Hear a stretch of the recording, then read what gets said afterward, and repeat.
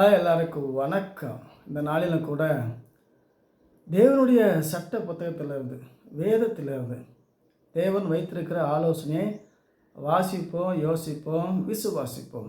யோவான் எழுதின சுவிசேஷம் 14வது அதிகாரம் 2வது வசனத்திலிருந்து, என் பிதாவின் வீட்டில் அநேக வாசலம் உண்டு, அப்படி இல்லாதிருந்தால் நான் உங்களுக்கு சொல்லி இருப்பேன். ஒரு ஸ்தலத்தை உங்களுக்கு ஆயத்தம் பண்ண போகிறேன்.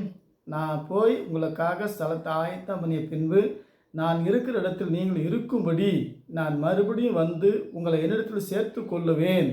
நான் போகிற இடத்தை அறிந்திருக்கிறீர்கள், வழியும் அறிந்திருக்கிறீர்கள் என்றார்.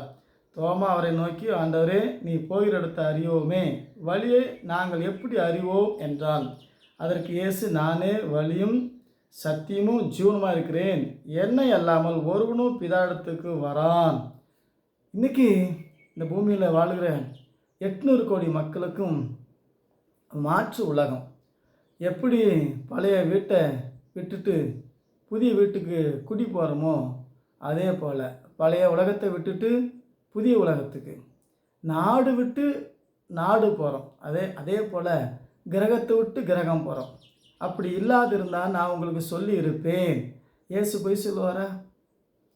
அப்போ இன்னொரு உலகம், இன்னொரு வாழ்க்கை, அதுதான் நித்திய வாழ்க்கை. இந்த வாழ்க்கை தேவன் தந்தார். இது சட்டத்தை மீறி நம்ம வாழ்க்கை நாமளே கெடுத்து கொண்டோம்.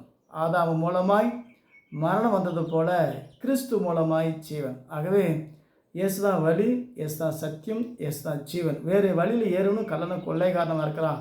நானே வழி. இன்றைக்கி உலகத்தார் நாங்களும் உங்களுக்கு வழி காட்டுறோம், நாங்களும் உங்களை பரலோகத்துக்கு கூட்டு போகிறோம் என்று சொல்லி அட்ரஸ் மாற்றி, விலாசத்தை மாற்றி, வழியை மாற்றி, மாதா, அம்மா, வேளாங்கண்ணி, அந்தோனி, இப்படி பாத்தி, அண்ணம்மா, பொன்னம்மா, வேறு வழியில் ஏறணும் கல்லணம் கொள்ளைக்காரமாக இருக்காங்க. வேறு வழி கிடையாது, ஒரே வழி, இயேசுவ வழி. இதை சட்டத்தின்படி அறிந்துக்கலாம். இன்றைக்கி 140 கோடி மக்கள் இருக்கிறாங்க. மனநிலை பாதிக்கப்பட்டது போல் சொன்னதையே சொல்லிக்கிட்டு ஒரு பொம்பளை சிலை ஆம்பளை சிலையை பார்த்து எங்களுக்கு வேண்டிக்கலாம், எங்களுக்கு வேண்டி நாங்களும் பரலோகத்துக்கு வரணும், அது கூட்டு போகுமா? கூட்டு போகாது. ஆகவே இந்த வெள்ளை நைட்டி போட்ட கள்ள பசங்களை நம்பாத, இந்த பிதா குமாரன் பரிசுத்தாவி நாமத்தில் ஞானஸ்நானம் நம்பாத. மாதா கூட்டம் பிதா கூட்டம் 2 கூட்டம் திசை மாறி போனால் மார்க்கும் தப்பின நட்சத்திரம். ஆகவே அவங்க பின்னாடி போகாதபடி என் நாடுகளில் சத்தத்தை செவி கொடுக்கும். 6 நாள் இந்த பூமியில் வாழ்ந்தோம், 7வது நாள் தேவனுடைய ராஜ்யத்தை சுதந்திரிக்கிற நாள். இந்த பூமியில் வாழ்வதற்கு 7 நாள் வேலை செய்யணும், 6 நாள் வேலை செய்யணும். ஆனால் பரலோகத்தில் வாழ்வதற்கு சும்மா இரு, சுகமாயிரு, இயேசு சொன்னதை அவருடைய பாதத்தில் அமர்ந்து தேவனை ஆராதிக்கணும். முதலாவது ராஜ்யத்தோடைய நீதியை தேடுங்கள், இவர் எல்லாம் கூட கொடுக்கப்படும். ஆகவே இன்றைக்கி தேவ ராஜ்யத்தை தேடுறோம், நித்திய ராஜ்யத்தை தேடுறோம், அழிவில்லாத ராஜ்யத்தை தேடுறோம், மரணமில்லாத மறு வாழ்க்கை, அதுதான் நித்திய வாழ்க்கை, பரலோக வாழ்க்கை. வேறு ஒரு ஸ்தலம் ஆயத்தம் பண்ணுகிறார். நம்ம வரத்துக்கு முன்னாடி இந்த பூமி எப்படி ஆயத்தமாக இருந்ததோ அதே போல் நாம் போகிறதுக்கு முன்னாடி, பரலோகத்துக்கு வரத்துக்கு முன்னாடி சகலமும் நேர்த்தியாக செம்மையாய் தங்கத்தால் போடப்பட்ட ரோடு, வைரத்தால் கட்டப்பட்ட வீடு, அதை நாடா விட்டால் அவங்க வீடு பாலாக்கி விடப்படும். யூதருக்கு இந்த விலங்கலை, யூதர்கள் மரணம் திரும்பின உடனே தேவனுடைய 1000 வருஷ அரசாட்சி நம்ம பார்க்க போகிறோம்.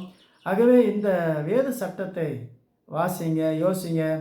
நித்திய ராஜ்யம் இந்த பூமியில் அறிவாளி, புத்திசாலி, விஞ்ஞானி, அஞ்ஞானி, பணக்காரன், பிச்சைக்காரன், படித்தவன், பட்டம் வாங்கினவன், நாட்டாளுறவன், மந்திரி, கந்திரி, யாரும் இந்த பூமியில் 70 வருஷம் பலத்தின் மிகுதால் 80 வருஷம், அதுக்கு மேலே 80 நெம்புது, காரணம் 80. ஆகவே 60 வருஷத்தில் அரசாங்கமே ரிட்டையர்டு கொடுத்துருது. ஆகவே இந்த சரீரம் ஒரு நாள் நமக்கு கிடைக்காம உதவா பொருளாக போய்விடும். ஆகவே தேவனுடைய ராஜ்யத்தை, தேவனுடைய சட்டத்தை, தேவனுடைய திட்டத்தை அறிந்து மாற்று வாழ்க்கைக்காக சும்மாயிரு, சுகமாயிரு. தேவனுடைய சபைக்கு இன்னைக்கு சபை கூடியவர்கள் விட்டு விடாதபடி புத்தி சொல்ல வேண்டும். ஆகவே இந்த புத்தியை கேட்டு பக்தியாய், ஞானமாக, புத்தியாக நடந்து நித்திய ராஜ்யத்தை சுதந்திரிக்க தேவன் தந்த ஒரு வாய்ப்பு. அடுத்த வாரத்துக்குள்ளே இந்த பூமியில் எத்தனை பேர் வருவாங்க, எத்தனை பேர் இருப்பாங்க, எத்தனை பேர் போவாங்க, நம்ம வாழ்க்கை இருக்குமா, போகுமா, பறக்குமா என்பதை அறிந்து கொண்டு இன்னைக்கு தேவனே உடைய ராஜ்யம், பரலோக ராஜ்யம், கர்த்தராகிய இயேசு கிறிஸ்து நாமத்தில் மொழியை ஞானஸ்நானம் எடுத்து ரட்சிக்கப்பட்டு வானத்தையும் பூமியை உண்டாக்கின தேவனை ஆராதிப்போம். அழிவில்லாத நித்திய ராஜ்யத்தை சுதந்திரிப்போம். மாற்று வாழ்க்கை. தேவன் பொய் சொல்லுவாரா? அப்படி இல்லாது இருந்தால் நான் உங்களுக்கு சொல்லியிருப்பேன். இயேசு சொன்னது சொன்னதான்.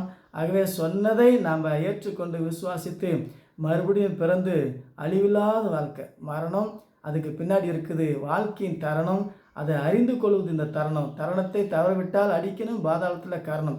ஆகவே பரலோகம் உண்டு, அதே போல் பூலோகம் உண்டு, அதே போல் நரகம் உண்டு, அது ஒரு கிரகம். ஆகவே தினந்தோறும் இந்த பூமியிலிருந்து நிலாவை பார்க்குறோம், செவ்வாய்கிரகத்தை பார்க்குறோம்.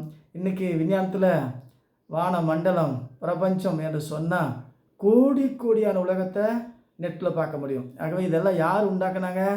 தேவனுடைய படைப்பு, தேவனுடைய சிருஷ்டிப்பு, அழிவில்லாத வாழ்க்கை, நித்தியமான வாழ்க்கை. ஆகவே மோசம் போகாதிருங்கள், ஆகாத சம்பாஷணை நல்லொழுக்கத்துக்கு எடுக்கும். ஆகவே மாறுபாடு சந்நிதி, சிலையை வச்சு சிலை, நீ போட்டது மாலை, அதுதான் சாத்தானுடைய வலை, அதனால் வரும் அக்கினி மலை, வெந்து போக உன் தலை. ஆகவே சிலையை கும்பிடாத, சுரூபத்தை கும்பிடாத, விக்கிரகத்தை கும்பிடாத, தேவனை வானத்தையும் பூமியை உண்டாக்கின தேவனை ஆவியோடு உண்மையோடு தொழுது கொள்ள வேண்டும். ஆகவே சட்டத்தையும் திட்டத்தையும் மாற்றாதபடி இந்த சட்டத்துக்குள் நாம் கீழ்ப்படிந்து கர்த்தரை ஆராதிப்போம், தேவனை மையப்படுத்துவோம், நித்திய ராஜ்யத்தை சுதந்திரிப்போம். மீண்டும் சந்திப்போம். வணக்கம்.